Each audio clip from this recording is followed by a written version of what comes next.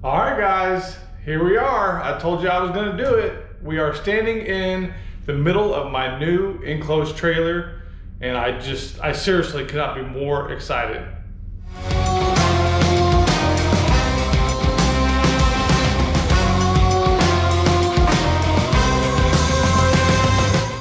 So this is the new rig for my lawn care setup, for basically everything set up. If you've watched any of my previous videos, you know that I've talked about this way back, years ago. I talked about I wanted an enclosed trailer. At that time, it just wasn't a good fit because we were bagging a lot of grass and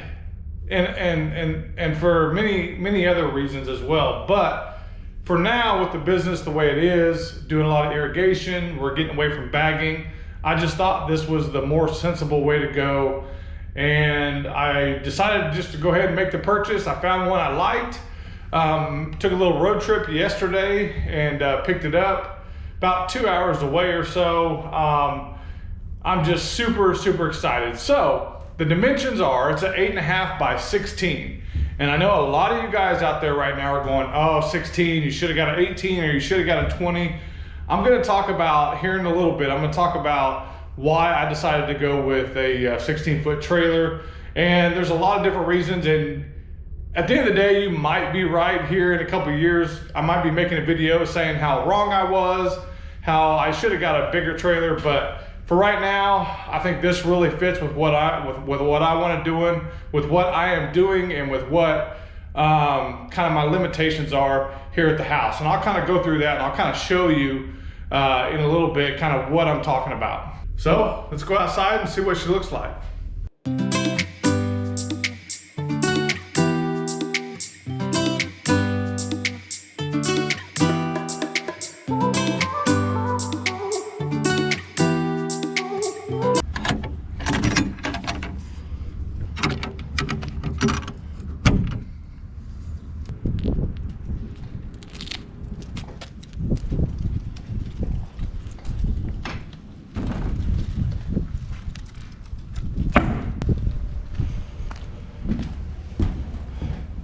So one of the things I was looking for the most is I wanted kind of solid panels. I didn't want the real thin sheet metal to where you can see all the dimples and all that stuff.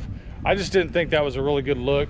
So once I get it all lettered up and everything, I didn't think it would look as good as something like this. So this here is basically kind of the panels, and they're kind of they're screwed in, but you can't see them. I don't know how they do it, but I like the look of it. So we also got the 2-foot guard around the front right there and around the wheel wells. All right, guys, so here it is. It's, like I said, it's an 8.5 by 16, and I was originally going to go with white, but decided to go with black because I think it would look better with my logo. And to be honest with you, I just see white trailers everywhere. So wanted something a little bit different. Maybe my logo will stand out a little bit better. Okay, so there's two big reasons why I went with a 16 and not something bigger. And like I said before, most guys will tell you flat out when you're buying a trailer, just go bigger than what you thought. But here's the two reasons why I bought a 16-footer is the fact that a lot of people in our neighborhoods park on the street. It's hard to get in and out of properties sometimes. I even had trouble with my open 16-footer, so I just didn't want it to become a big issue to where I was, you know, parking 2 or 3 houses down the street just to go cut a lawn. So the second biggest reason is my house. So my overhang right here, this is, the trailer is actually about 1.5 feet higher than what that overhang is. So if you can kind of tell, I have to kind of curve in here, and with a longer trailer, it's hard for me to make that turn, especially when it's up higher than what my peak is right there, or my fascia board. So one thing I could do with the open trailer is I can kind of cut this corner because it went underneath. Well, I can't cut that corner no more, so now I have to come all the way around. But one thing I am going to do, which now it's kind of a priority, is we're going to add a third driveway right here, and I'm hoping maybe in the next month I can get that done, because I really don't want to be, it's quite the little turn to come in here. So it can be done, but it's just not super easy like it was with the open trailer. All right, so this is kind of how tight it is. This is kind of how much space I have to work with. And it looks like there's a little bit of room there and a little bit of room on the side right there. But as you can see, I gotta watch out for that overhang right there, because that will rip it apart. So another thing I definitely have to do is I have to get tow mirrors on the truck, because I just can't see that far out now. So it was funny because when I bought the truck, one of the comments was, get rid of them baby mirrors, get yourself some tow mirrors. And I was like, I'll be fine. Well, now I need them. So we'll definitely be buying some tow mirrors. I'm gonna order them today. But yeah, this is the trailer, guys. I really love it. Like I said, I'm super excited to kind of get it all organized and just get racks up, blower racks, trimmer racks, get the shelving up for the irrigation, and just, yeah, I'm just super excited. So I'll definitely be making a lot more videos about the trailer, putting it on. Next week I'm going to get going to a couple different companies to get some ideas for lettering up the trailer, get some designs going. And I want to have that done here in the next month or so too, before the season starts. Because obviously one of the biggest things about an enclosed trailer is you got a running billboard, you might as well use it. So we're definitely gonna have the truck lettered up.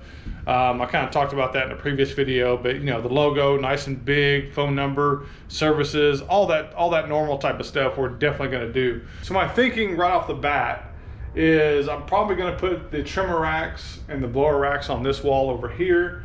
I have a little bit more room. I want to build some shelves right up in here for all the irrigation stuff, all the you know, the elbows, the you know, all the fittings that I need for irrigation. I kind of want to stack over here, and I kind of want to use the Craftsman stack 'em containers to kind of organize everything and sit them up here. That way, you know, stuff isn't just open flying around. You hit a bump, you got stuff flying around the trailer. I kind of want to have them in a container. That way they're not really flying everywhere. So obviously we'll have probably some more shelving over here on this wall. You know, it's just gonna be it's actually something that I really kind of want to sit down, kind of draw it out and plan it out and make sure it's like, you know, where I want it. Because this isn't, I just don't want to go and start drilling holes everywhere and moving stuff and all that type of stuff. I really want to do it nice and neat. I want to do it to where everything kind of has its place. I want to do it to where I can find stuff easy. And you know, just like everybody else that has an enclosed trailer, I know eventually it's going to get dirty, it's going to get messy, stuff's going to end up on the floor. But you know, if I can try to design it a little bit to where you know, kind of won't have that problem as much, then I'm going to give it a shot. So I do have lights in here, which I absolutely love. One thing I am going to try to do is put a 110 outlet in here. Kind of have to do a little bit of research on how to do that. I know there's a way, I know guys do it, but I want to have some power, some DeWalt power equipment, you know, Sawzall drill, and even something to plug in, you know, the batteries for like the hedge trimmers and things like that. So that's definitely something I want to do as well. So my goal is by March, I want to have it lettered up. I want to have it all organized. I want to have all the racks on. I want to just everything where it needs to be by March 1st. That's my goal. So I can literally just kind of start the season and not have to deal with all this stuff. So that gives me right about a month to get all that done, which I think is very doable. So anyway, guys, tell me what you think. Thanks for watching. We'll see you later.